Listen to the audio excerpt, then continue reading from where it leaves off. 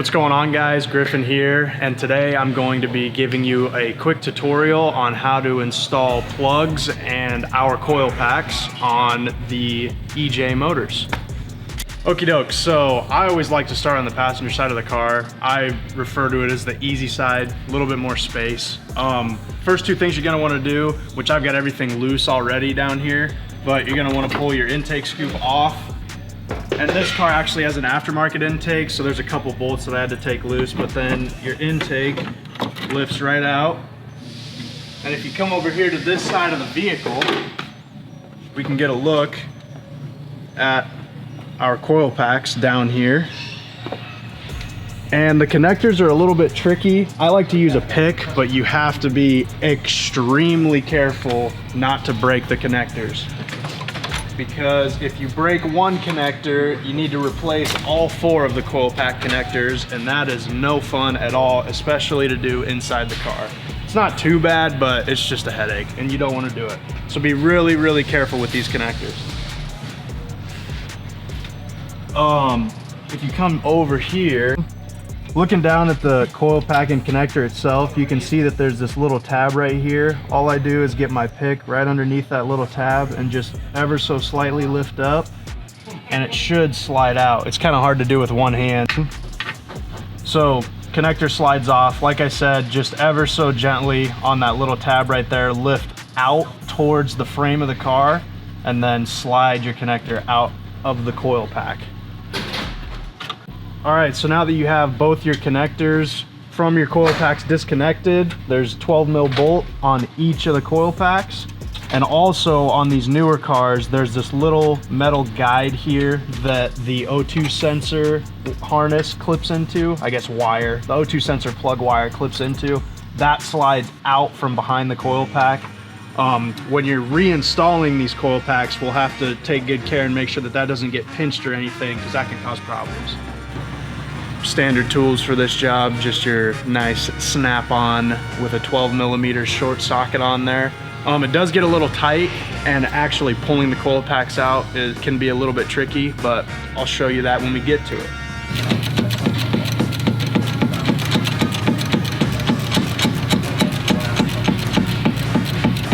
So like I said, this is the easy side, so we definitely have a little bit more space to get your hand down in here.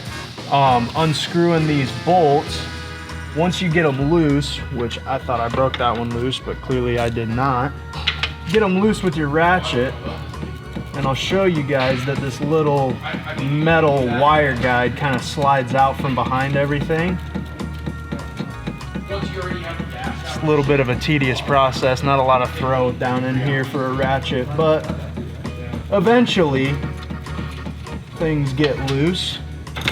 And then this little bracket right here just slides right out, and it just kind of chills out there. You can just kind of push it out of the way. Not that big of a deal. So we get our bolt loose on our coil pack, and I always do this kind of funky because I'm right-handed and my left hand does not have the same amount of dexterity. So if it's being stubborn, kind of turn my back to the car and just have to use my right hand. Okay, so we've got these two coil packs loose on the passenger side, and now I'm gonna show you how I go about actually pulling them out. Sometimes they can be a little stubborn. On these newer cars, the boots don't like to stick, but on some of the older stuff, it can be terrible trying to get your fingers in there to pull that coil pack out. Okay, so I'm gonna pull this one first, and it's pretty easy. All I do, I just grab it, and it comes right out. Like I said, on these new cars, the boots don't like to stick as much as the old ones. The back one can be a little bit more tricky, but I don't think it's gonna be a problem. And you'll notice that sometimes, you don't have a lot of space to move stuff around. On this side, since there's more space, you don't have to turn the coil packs like we'll have to do on the other side to actually get them out from the side of the motor. But there's our old coil pack right there. Now this is a coil pack, more of a coil pack like installation and removal video, but if you're here, most of the time you're probably gonna be changing plugs too. You need a 5/8 spark plug socket and just a little itty bitty extension, which of course mine is missing, but it's right here, never mind. And extension on your spark plug socket, and then I just use a 3/8 ratchet.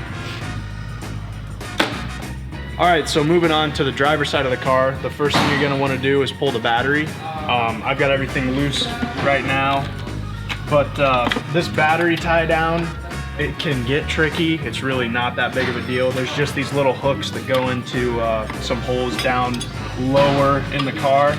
Once you get those pulled out, that thing just drops out. Get your leads out of the way, and then you can lift your battery out just like that. And this little tray can come out too. This car's been sitting in the rain, so there's water pooled up everywhere, but not too big of a deal. Okay, so on these EJ motors 2008 and newer, you're gonna have this big air pump in the way of your coil packs and everything. So the way I get around that is there's 2 bolts back here behind this motor, and we're gonna pull those, unplug it, this whole thing's gonna come out, and then we can push this ductwork kind of out of the way to get to our coil packs. Now there's 2 12 mils on the passenger side of this air pump motor. One's pretty close up front, you can see it, and the other one's right behind the dipstick. And I just use a 12 mil with an extension, breaking out the big guns.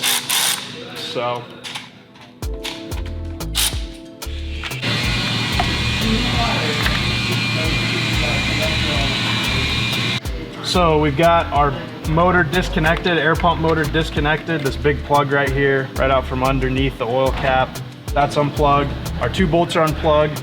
And then there's this squeeze clamp right here that we're gonna have to squeeze, and then this whole thing will come off and we can push this big piece of ductwork out of the way to get to our coils. So here's our air pump motor out of the car.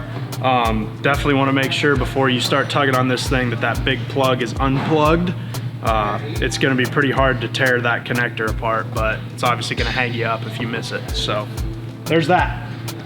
Okay, so there's one 10 mil bolt right down here, and that's what kind of holds this thing in place. So we're gonna loosen that and then it'll swing out.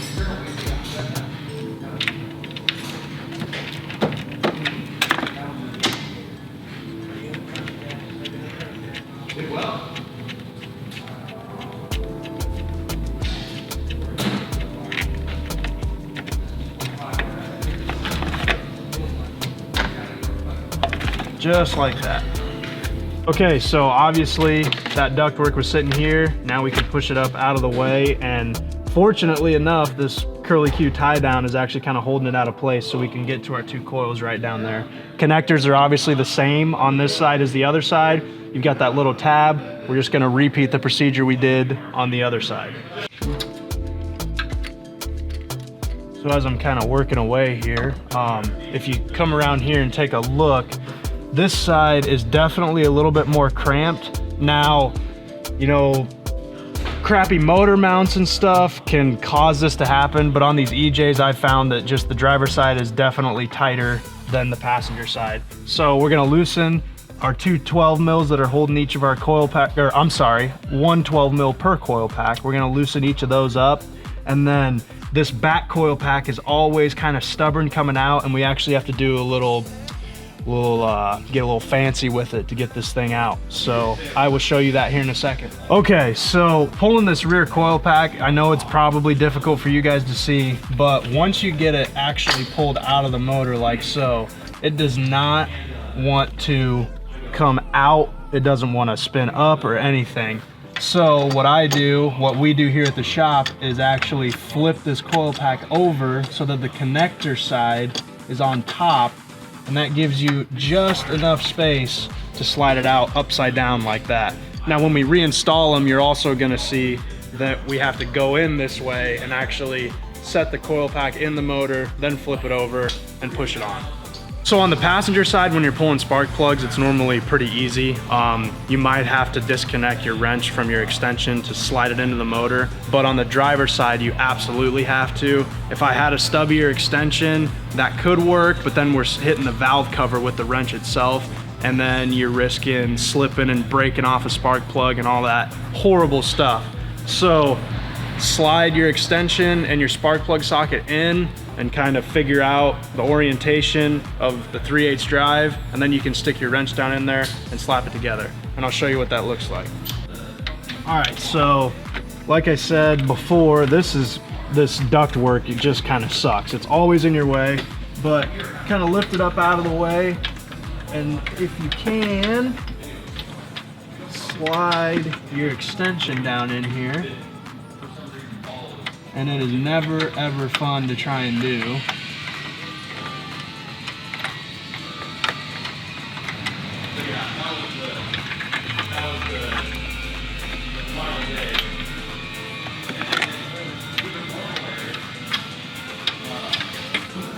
There we go. So now you can kind of just barely see that extension peeking out right there. Gonna figure out where that drives at for my wrench. About like that. And then we'll see if we can slide her in here, just like so, and then crack your spark plug loose.